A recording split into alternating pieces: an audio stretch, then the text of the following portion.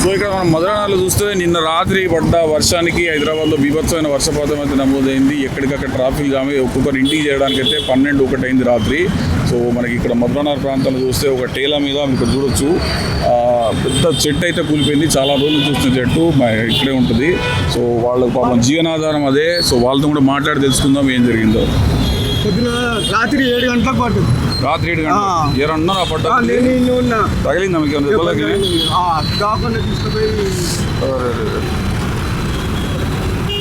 ఎవరికి ప్రాణ నష్టం ఏం జరగలేదు కదా?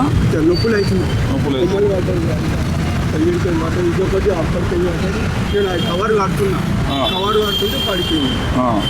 దాని కింద పడ్డా వాడి పడిపోతే ఒక ఆయన వచ్చి పడిపోతున్నా అని కింద తీసుకుంటే అక్కడ కూర్చోబెట్టాను. పానల్లో అనుకోకుండా పోయినాయి. ఇదేనా మీకు జీవనాధారం? ఇంకేమైనా ఉన్నదా? నా పాప హ్యాండికాప్ పిడుసులు వస్తాయి. అమ్మాయికి చూస్తుంటే అమ్మాయి ఉన్న పాప ఒక పాప అన్నది. ఎంత నష్టం వచ్చి ఉంటుంది మీకు? ఇప్పుడు ఉంటుంది 20,000 దాకా నష్టం వస్తుంది.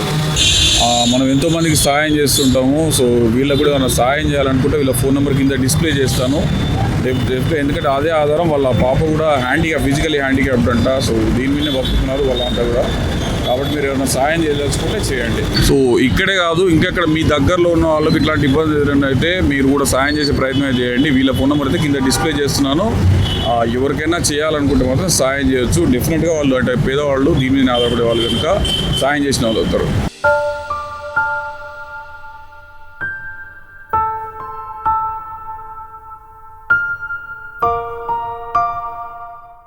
సో ఈయనది ఈ బండి అనమాట.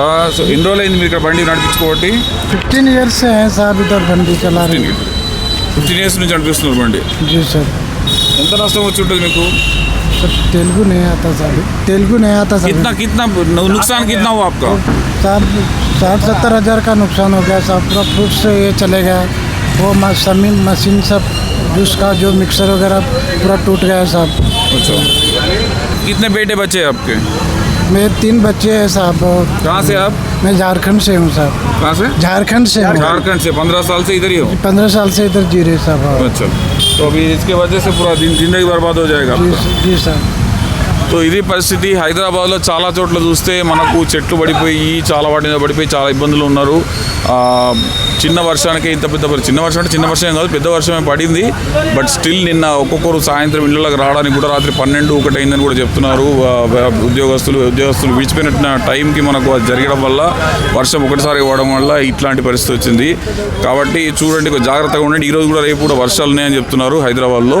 సో బయటికి వెళ్ళేవారు, ఆఫీస్లోకి వెళ్ళేవారు కొంచెం జాగ్రత్తగా వెళ్ళండి. సో మళ్ళీ ఒక వార్త మీ ముందు కలుస్తాను. శ్రీరామ్ ఇల్లేంద్ర.